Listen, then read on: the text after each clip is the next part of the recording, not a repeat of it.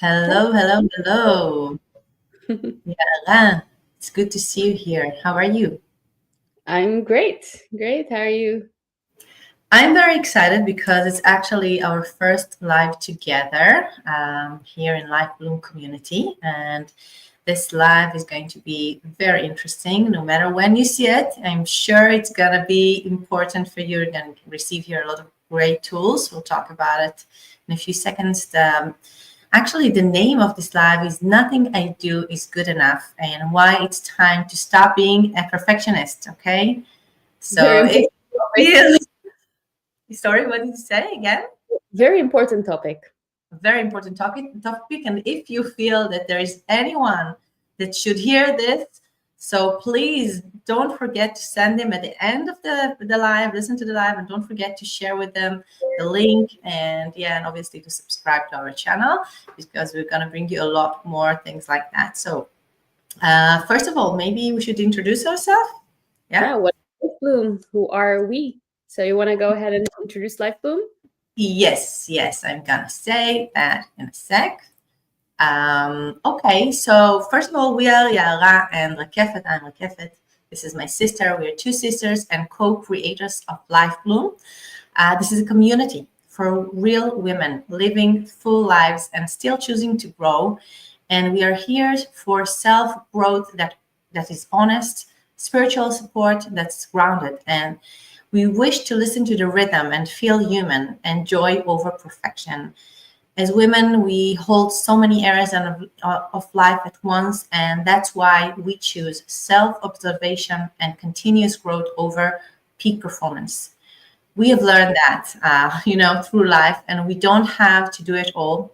We just need to stay close to ourselves, to listen, to keep choosing growth. And here, you don't have to prove anything. Just show up exactly as you are. There is room for everyone. No purpose, no pursuit, no performance, just honesty, joy, and deep connections between us. This is what we're here for. And the beauty of growth, because I just had a very powerful insight on the way now to this live. And I really want to share this, that the beauty of growth is that even when you go away from yourself, you find yourself drifting away, and you're maybe even a few months or a year or a few years where you're not as close and as connected to yourself, you can always come back. And Yes, your ground for growing and healing is always there. So exactly. Yes. So maybe before we'll start talking about the topics, and maybe we should introduce ourselves also as individuals. Yara, would you like to start and tell a little bit about yourself, just in two sentences, that they will know who we are? yeah, so as you know, my name is Yara. I'm Rakefet's younger sister. I am a mother of a young baby. I'm a spiritual healer, and I guide women through their own inner work and through connecting to their inner peace and growing from inner war to inner peace. That's how I like to phrase the process that I help women go through in their lives.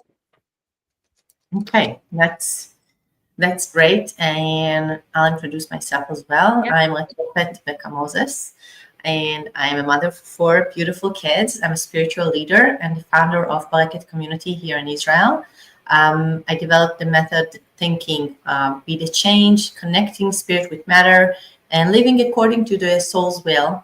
And I also teach practical channeling. I'm an author, lecturer, therapist, and facilitators of healing process around the world. And I really believe that everyone can be happy, and we have so many tools to just feel good. And this is why we are here. This is why we co-create LifeBloom. Yeah. Yes, So let's go ahead and dive into our topic. Nothing I yes, do is good enough.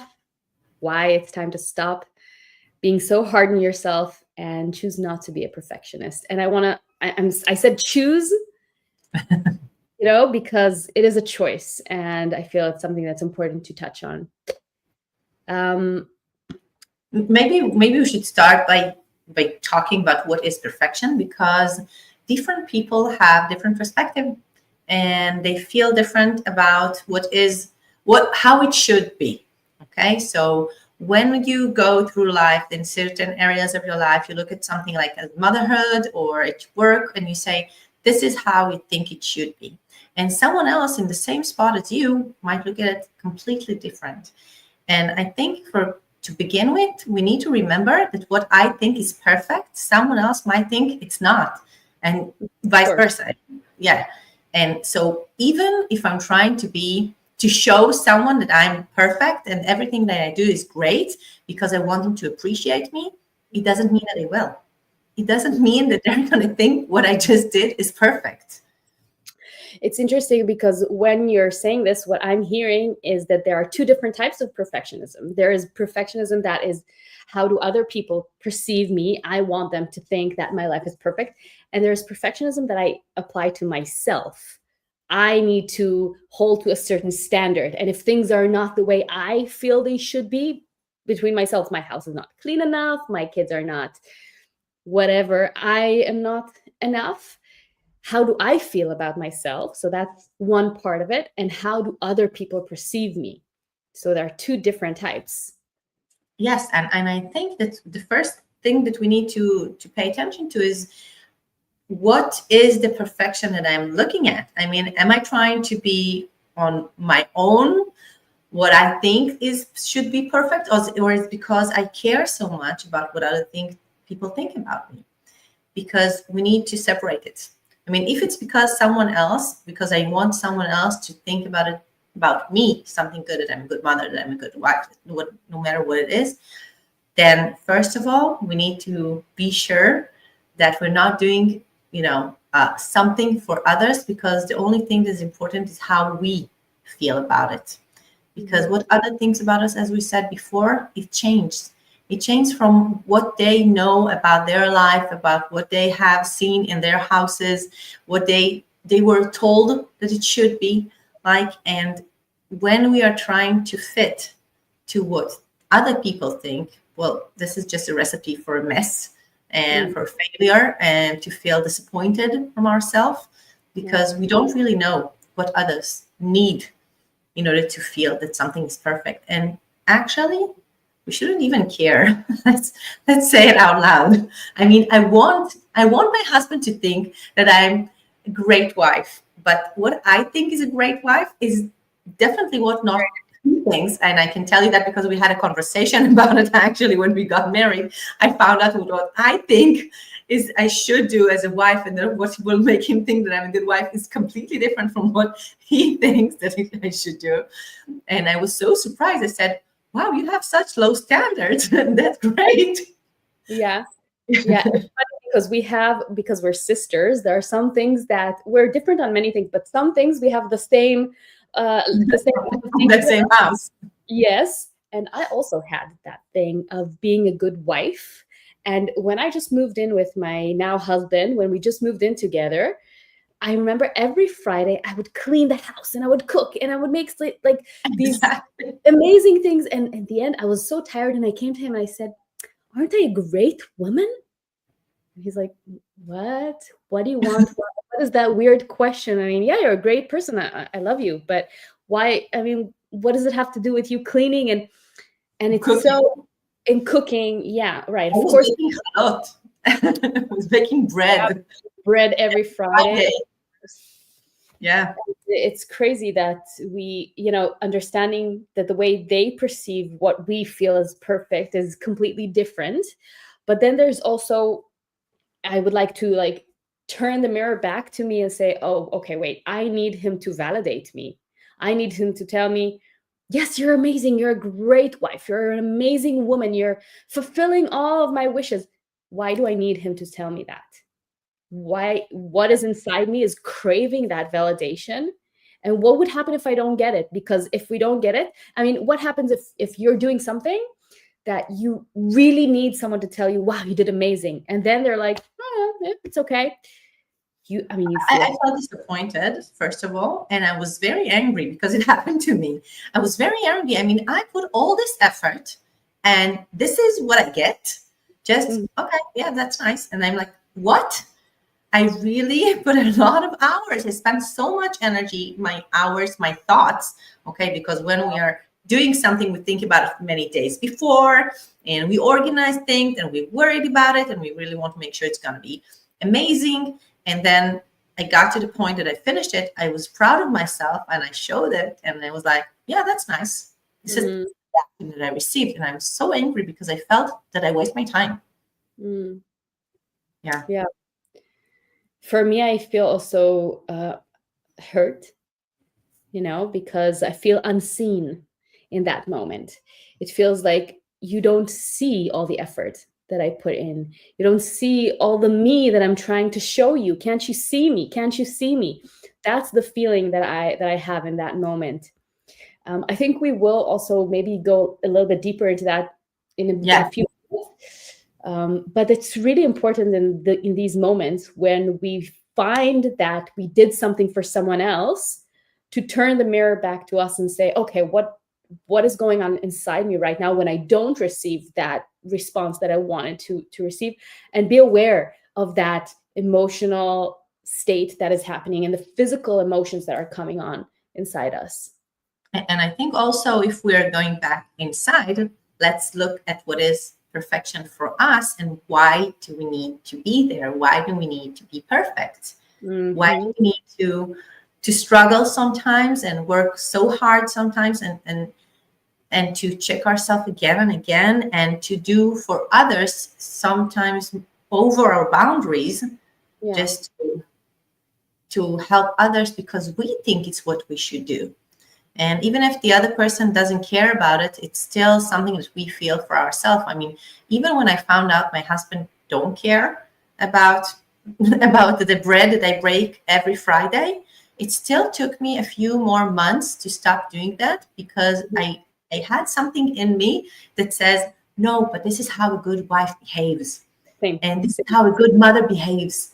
And I have 4 kids. So on my 4 kids, I think different things is perfect. But on the first one, I had so many things that I thought this is how I should do it. And my kid obviously didn't care because she was a baby then, but I care. Yeah. Yeah, I'm in that point right now with this is how motherhood should look like. It's a thought that is constantly with me, and it's always kind of like, who is actually the one saying this is how motherhood should look like? Is it coming from within me because this is what I want truly to be? This is the person that I want to be as a mother? Or is it, society and my mother and like lineage of women saying, or not just women, patriarchy, male dominance, that is saying this is how a good woman, a good wife, a good mother should be? Yeah. And why is it so hard? Why is it so hard for us to say, I'm not perfect. I'm not going to be the perfect mom. Okay. I think that when I say that, I'm thinking about times in my life that I said that. And I think that I said it when I was on the edge. Of course. And most of the times was when I was on the edge, and I felt that I went over my boundaries, and I just shouted it. I don't care. I don't want to be a perfect mom. I don't care anymore. And I don't want to get to that point. Seriously, don't want to be there. But I mean, I know that we don't want to get to our edge, but actually, when we get to our discomfort, that's when change often happens, because that's when we understand that we can't take this, or we don't want this, or it's actually we got to the place that we wanted to get, and we torn ourselves together, but actually we're not happy. So it's easier. I want to say easier. It's not easy, but when we are in pain and in discomfort, then we start to move and to stretch those boundaries and question the things that we thought were true. I think that instead of going over my boundaries and get to this point that I feel frustrated, I feel uncomfortable before that. Okay, I feel uncomfortable when I feel that it's over. Okay, when I feel that I need to do more, even before I do that, I already then feel that my body is like, shrinking, and I just feel like it's overwhelming. I haven't started doing it just from thinking about it. And I think that maybe at that point, before doing the actions and actually go over our boundaries and actually, get to that point that we feel frustrated, maybe it's that point that we need to ask ourselves, what does it says about me if it won't be perfect? How would I feel if it won't be perfect? I mean, what is the worst scenario? These three different questions, I know, but they're all important. What is the You're worst touching scenario? on shadow work now. This is basically shadow work, these Yeah, looping questions until you feel that you arrive to that core. You start repeating yourself, right? So, yeah. what is the worst thing that can happen? What does it say What does about it me? mean? What And it says about why me? is it so terrible? Yes, What is the write these worst thing? questions down. Write them down. You need to ask yourself these questions. It's a very Yeah. important thing. You will find out that when you're answering these questions, and be honest, because seriously, the paper can take it all. Be honest. What is the worst thing that can happen? What does it says about me if I'm not perfect? I thought that if I'm not gonna breastfeed, and which was something very difficult for me to do, I'm gonna be a bad mom. And the worst thing, when I asked myself then, what would be the worst thing? So the answer that I got to will be that my baby will not survive, and that was scary. That was so scary. Saying that now, I still feel the fear in me. And she's now 14, so thank God it went well. And She's all right. she's okay. Yeah, she's here. And I remember when I said that and I found out that this is what I'm afraid of, I could say to myself, but hey, look around you. There are so many babies that are not being breastfed and they are okay. So your baby will be too. And I could kind of let go of this fear slowly, and Yeah. also respect that fear that is there and not tear myself with trying to do something that was really difficult to me. So, for the women that are now listening and maybe actually want to use that tool, I'm just going to repeat the questions and maybe give a few guidelines to how to actually use this tool on your own at home. So, we have 3 questions and you can write them down. Number 1 is, what is the worst thing that can happen? What does it say about me? And number 3, why is it so bad? These are the 3 questions. And you pick a topic, whichever topic, if it's perfectionism about specific topic, or like if it said, what is so terrible about me not being able to breastfeed or choosing not to breastfeed? And you start asking these questions in a loop, one after the other, one after the other. You finish the 3, you go again, you go again, you go again. And once, as you write them, you can also speak to yourself in the mirror. I love doing that, just going to the mirror, looking into my eyes and just speaking it, speaking it, speaking it.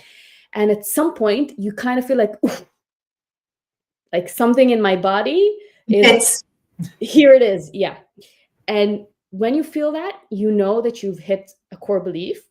You can also feel it. I feel it a lot in my jaw, in my shoulders. I So feel notice. nauseous. Sorry?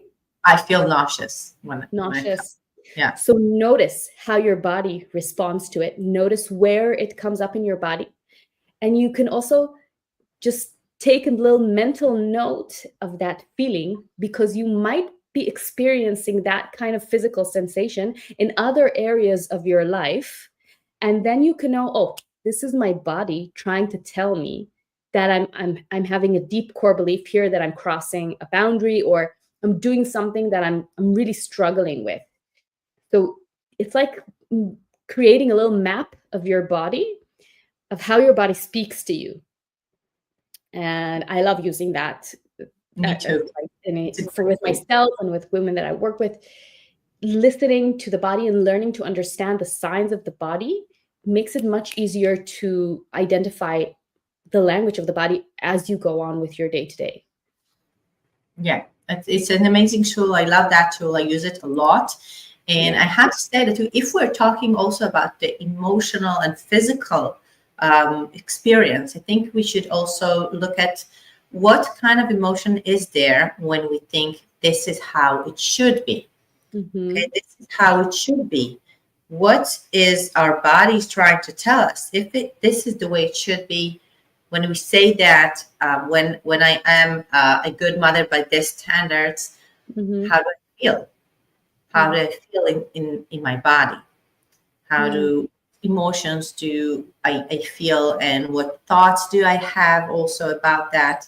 When I see myself, sometimes you can just even see yourself in the mirror when you say that sentence, I'm a good mother, I'm breastfeeding. And I used to see myself so proud. And then I felt like, yeah, but it's not working for you. And I saw myself all of a sudden going like this, Mhm. kind of trying to hide it, just it's not working. Don't look over there. It's not working for me. Yeah. It's like letting yourself really fully feel these things, but at the same time, kind of taking a little zoom out and witnessing your body, witnessing the emotions that come up, just kind of also being in your body, but also being, okay, this is what's happening right now. I see that. I see this response in my body and my emotions. I see these thoughts coming up. I think it's just a really day-to-day process that we do, right? Being Yes. so aware of yourself in your day-to-day. This is one of the main thing that we teach here in LifeBloom community, is to observe, to be in a way that you are also experiencing the situation, but at the same time you can zoom out and look at what is happening to you at that moment without any judgment, because it's very important for us to see ourselves and see our real needs. And inside of each of us there is an inner child there that need to be recognized, that they need us, because no one else can be there for our inner child. And I think in this situation, when we have the need to be perfect, one of the things that we need to ask ourselves, and this is something that I do since I'm independent, so it's since almost 15 years, I have a question that I love to ask myself, is what is the need of my inner child?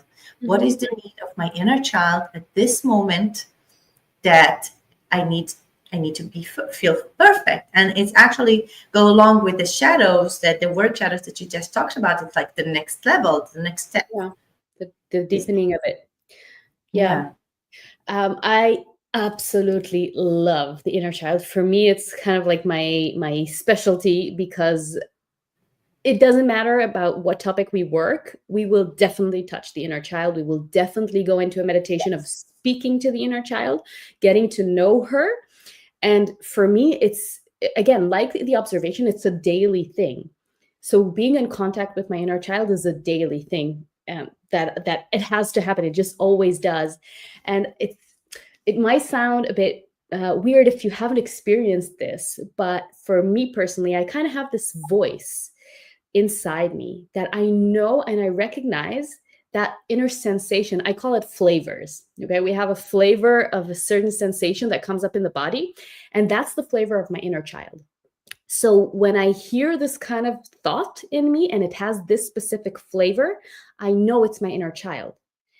And it's something, I think, that, again, we grow into. The more conversations we have with our inner child, we learn to recognize their voice. But I think really trying to, in that moment when we understand that we're trying to be perfect, and for someone else or for ourselves, what does the inner child need in that moment? What is the emotion that is asking for a hug? Because most times the inner child needs a hug because he's feeling something. Feeling alone, feeling scared. Yeah. Scared. Most of the times it's either scared or alone, abandoned. What needs a hug in that moment? What if you could just release your jaw, relax your jaw, and ask your body, what needs a hug in me right now? And just shoot out one word, a single word. What would that be?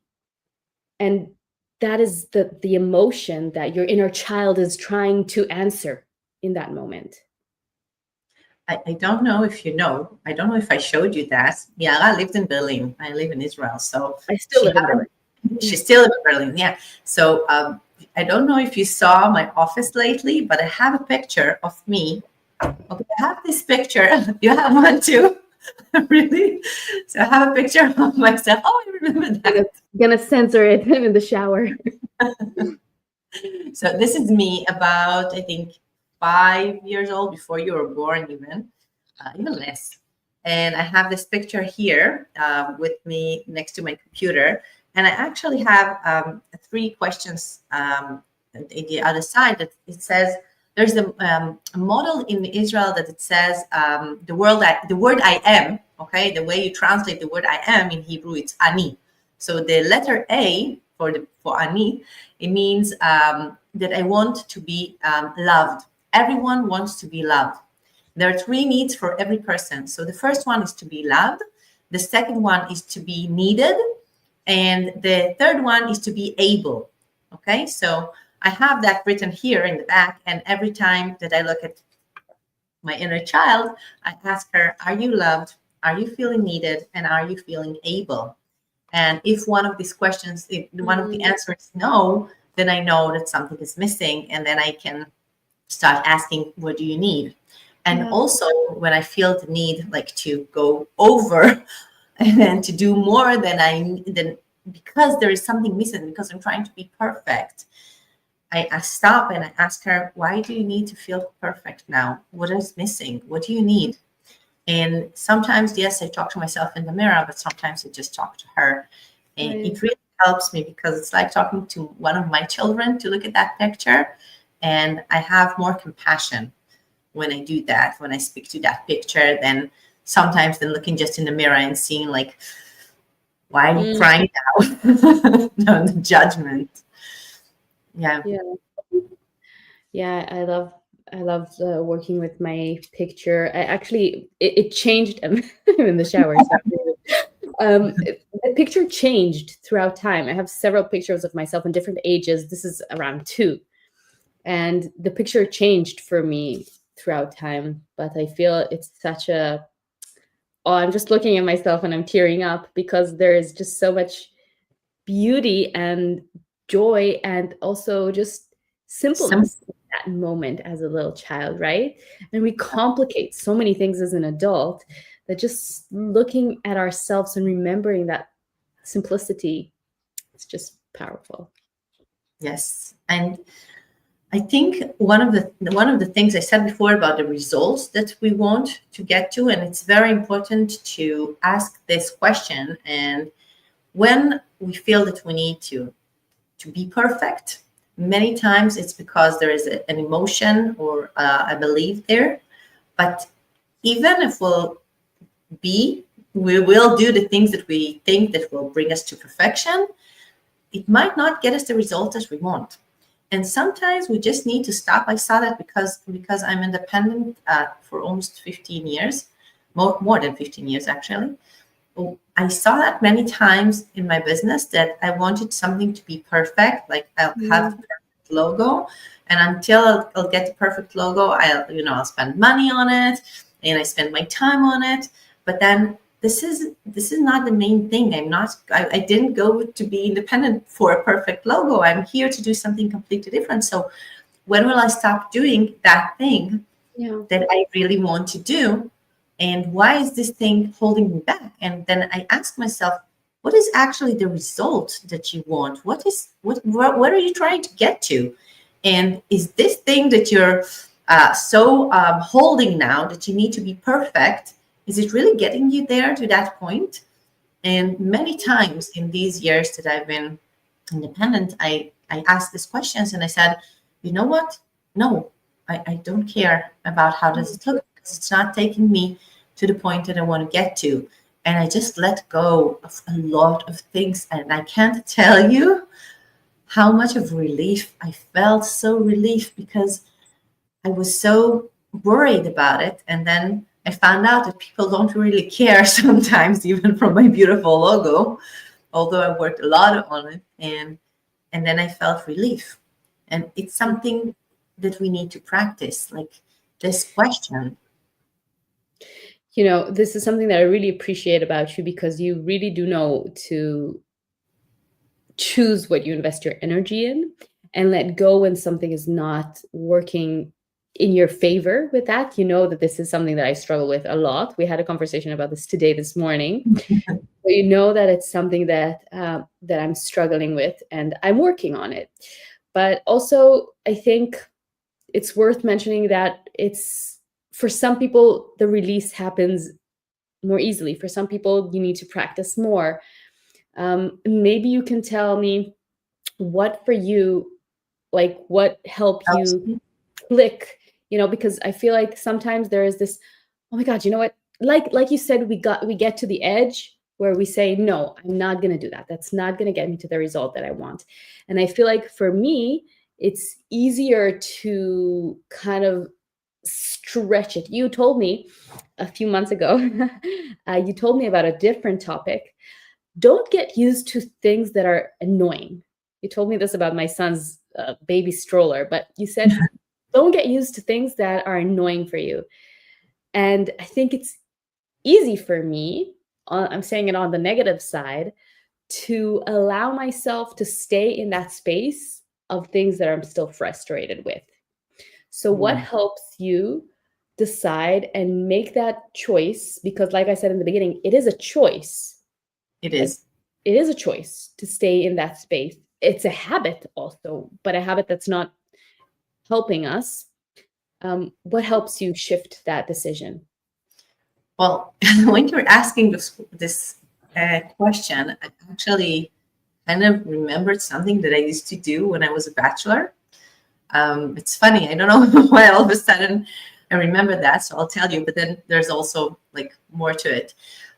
When I used to go out on dates, I used to have like the three meeting rule. I call it 3 times you're out. You know that strike, three strikes you're out.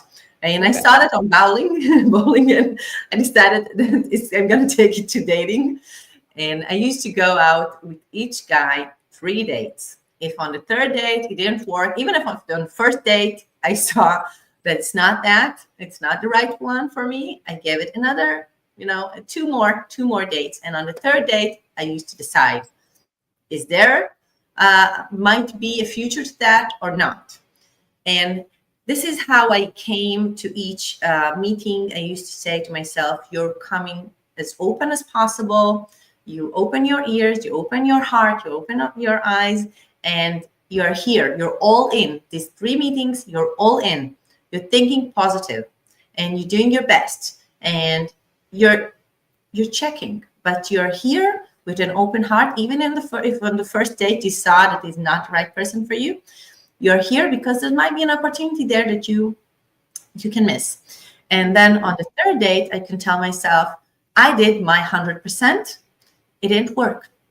So this is something that I do also, like at work and in relationship. I tell myself, you do your best 3 times. You give 3 chances, and you'll do your 100%. Now, if it's not working, you let go, because there is something else that needs to work. I mean, I believe that things need to be easy. And if I tried again and again and again 3 times and it's not easy, that means I need to let go and change something. Okay, move to something different, try something else, thinking about it in a different way. Now, sometimes it's difficult. Sometimes I feel that I don't want to let go. I really want it to work, like many times in relationship when we really wanted to succeed, but we know already that this is not the right person for us. But I tell myself, you did your best. You came here with an open heart, and you gave your 100%. And I do that also in business. Like when on the logo, for instance, I used to work for it 3 times. It's not working. You're not putting more energy in it. You leave it for now. On the right time, you will get it. You will see it. It will be amazing in a second. It will be easy. And also, what I do after I understand that I need to let go, because understanding is the first part. And then the second phase is when I actually need to let go. Yeah. And sit in front of my computer and not touch the logo, right? So, or not call the guy. So my husband called guy, so I did call guy. But, I told myself, okay, you decided you're letting go because you understand from your mind. Now you need to take your heart and your emotions with you to the next step. So what I do is I imagine my life when I will be at the results that I want to get to. And then I tell myself that the fastest way, the easiest way to arrive to that place, to get there, will be letting go now. Because on the right time, you will be running there. So not letting go at this moment is actually holding you back from this beautiful image that you have in your mind now.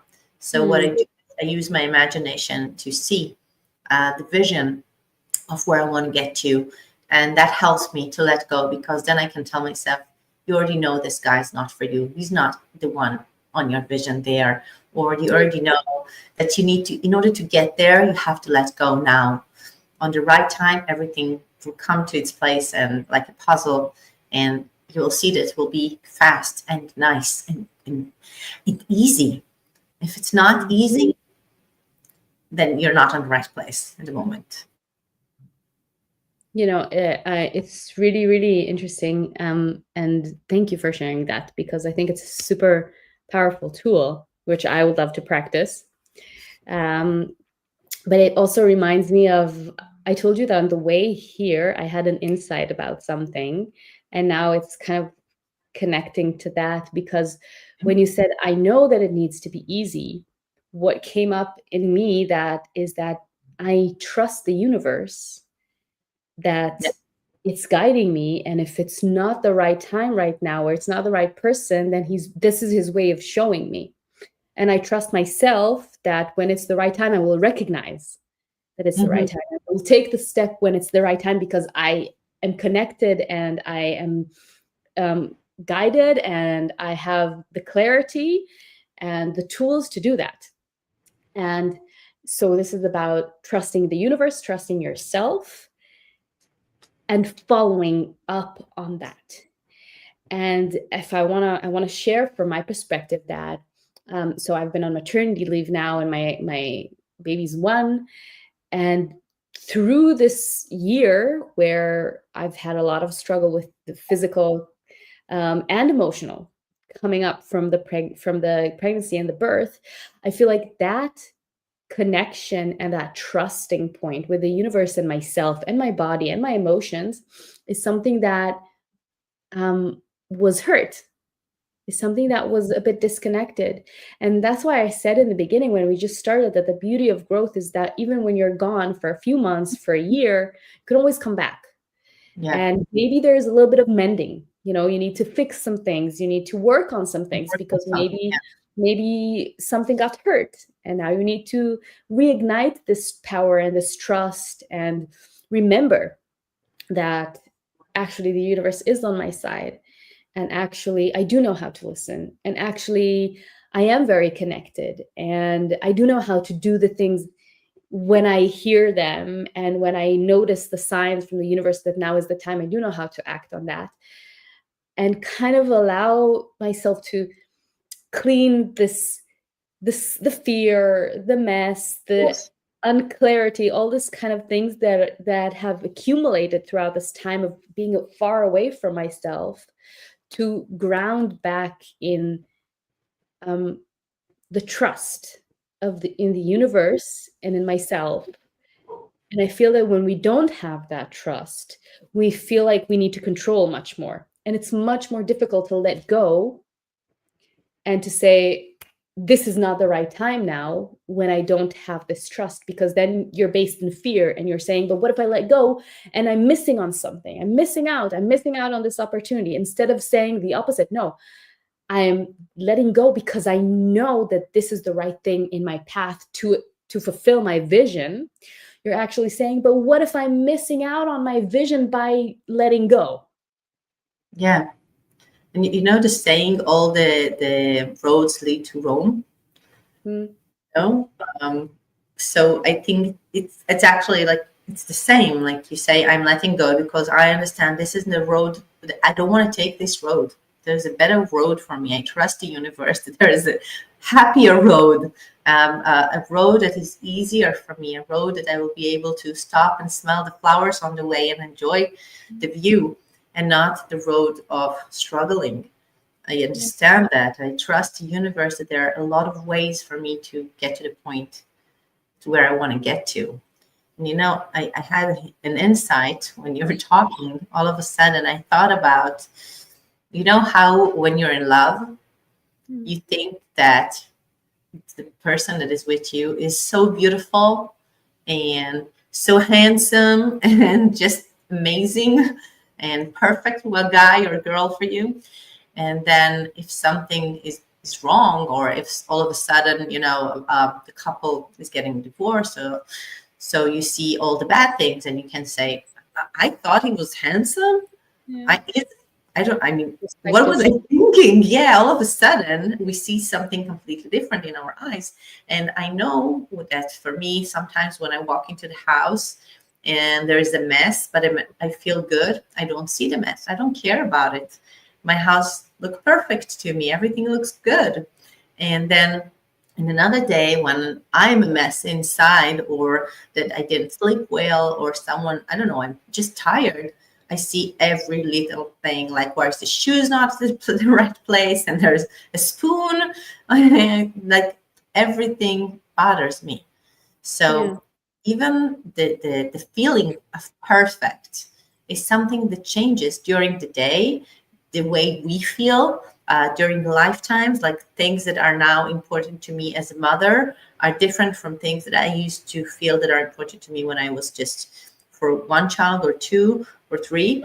And also at work, and also in my relationship, there are things that I don't care about now as I used to care about at the beginning of the relationship. And I say, okay, I really don't care about it. Bygone. I mean, okay, what's more important to me to be happy? So what are the things that we can say, if you put it like on a scale and you say, this is much more important to me than this, like is going to I don't know, to a night out with my husband, just for a walk, maybe to talk and to share just outside, like with a dog, even just breathing some air, or to stay at home and like put all the shoes in the right place and cleaning the kitchen. What is more important to me at this moment? Is this going to give me peace, or is this going to give me peace? Is this going to give me joy, or that going to give me joy? Because it's not we started with that. There's no one recipe for perfection, and trying to be that and this and all of it together is just overwhelming for us. And So what happens if like when you decide, okay, I'm not gonna clean up the shoes, yeah, guilt comes up.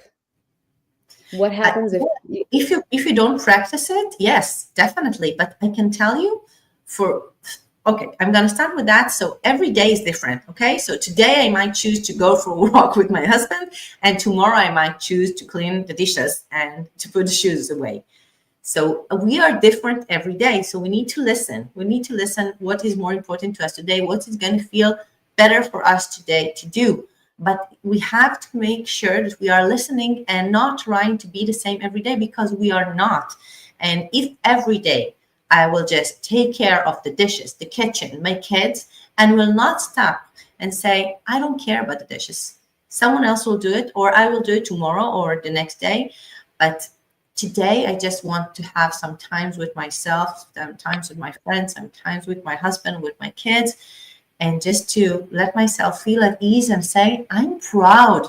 I'm proud of myself for choosing that over that today. Okay. And yeah, this is how I let go of the guilt. I tell myself, I'm proud of myself that today I choose differently, because this is what I need today. And even on the day that I choose to clean the kitchen, I tell myself, I'm proud of you for choosing that, because this is what you need today, only today. But this is what you just in this choose. moment. Yes, in this exact moment, in 2 hours, I might choose something different. And Mhm. it's okay. And then I don't need to be perfect. And then I understand that there's no such thing perfect, being perfect. I can't be perfect all the time. I just need to be me, and I just need to listen to my needs. And then I won't feel that I'm not good enough. I tell myself exactly the opposite. You are the best that you can in this possible moment. You are the best that you can in this moment, only this one. This is, I think it's like bringing a full closure back to our, actually to the title of Yeah. this live stream. Nothing I do is good enough, because what I heard from what you're saying is basically I love myself whether I choose to do the dishes. I love myself whether I choose to go with my husband. And actually, I choose because I love myself. This is what I choose. And it's completely different from I have to do the dishes because otherwise I'm not a good woman, or I have to go out with my husband because otherwise he might not love me anymore. It's a very different place inside myself that I choose from. I am being a different person when I choose from this place or from another place. My feeling is different. I come with a different feeling. And of course, my date with my husband will be completely different if I choose because I'm scared that he won't love me, or if I choose because I love him and I love me and I want to spend time with him. Yeah. And also, that feeling of nothing I do is good enough. What basically you're saying is that the practice is the antidote to that is the practice of I appreciate whatever it is that I choose in this moment because I choose it from a space of listening to myself. Yeah. So just that practice, repeating it and repeating it and repeating it until the body learns that whatever you choose is good enough. Whatever you choose right now is good enough. It's Yeah. exactly the opposite. Exactly. And the best that you can do at this moment also. Yeah. Sometimes we have a lot of energy, and if we in 2 hours we can do so much, and then another day in 2 hours we're just trying to just straighten our minds and our thoughts, and we're staring at the computer and saying, oh my god, how am I going to start the day? So just being, listening, being there at that moment, and that it will be okay. Yeah. Being One there of for you, for yourself, not for just yourself. trying to be perfect, but being there for yourself wherever Yes. you are right now. One of the questions that we wrote that we will talk about in this live stream is, what will I gain when I'll stop being perfect? And I think it's just what you just said. I'll gain myself. Mm. I'll gain calmness. I'll gain listening to myself is actually bringing me back to me and giving me more energy when I need it, because then I'm not, frustrated, and I'm not feeling exhausted. What we are feeling when we are doing over and over and over and for others, and trying to prove ourselves to others and sometimes to ourselves. And when we stop and we listen, we're saying this is the best we can do right now, and we go back to ourselves, to what I need now and what I can do now and what will help me feel good now. What we gain is Me. ourselves. Yeah. Yeah. True. Yeah, exactly. So there's no good or right or wrong answers, good or bad answers, just inside, Just just in, me. just me. We don't need to be perfect. We are perfect the way we are. Just as I am right now. Yeah, just I'm so, as the so best we curious. are. I'm so curious to hear from the women and the men, whoever it is that is listening to us right now, where does it meet you? What's happening in your body when we say that you don't need to be perfect, you just need to be who you are right now? I'm sure there's an emotional response there. What's happening in your body? It's also a great practice. Just kind of listen in. What's going on in you as you hear this statement? You don't need to be perfect. You just need to be as you are right now. So you can write down in the comments down below. Yeah. We would love to hear how it makes you feel. Yes. And we also have the workbook, the checklist, sorry, the checklist, right? Of And the self. workbook. And the workbook, yeah, we have so many things for you. Wait until you'll see all the good things which we have prepared for you. So we have the checklist of self-love that can really help you look like, where am I with loving myself? Or what do I allow myself? What I don't? And how does it make me feel? When Self-love we is have, it's also a huge topic on itself, and I know we will talk about it so much, but it's very much connected to this. Yeah. And you'll yeah, find the link to the question, check. to the quiz and to the workbook in the description down below, and also on our banner in our main channel. So you can go ahead and download that. It's completely for free. And yeah, you can fill it up for yourself. Yeah. And of And course, also share with us. Share with us. So what was the yeah, results? Yeah. tell us It's what you interesting. learned. And of course, if you know that this conversation or even just the checklist or the workbook is something that would really benefit someone else and that it will help them shed light on their own, on their self, then go ahead and share this with them and be a part of their growth, be a part of their healing. Yes. And I have to say one more thing. I really love YouTube. YouTube is an amazing platform in my feeling, the way I feel. I share a lot of things in YouTube, and I also receive a lot of information. And I really love YouTube.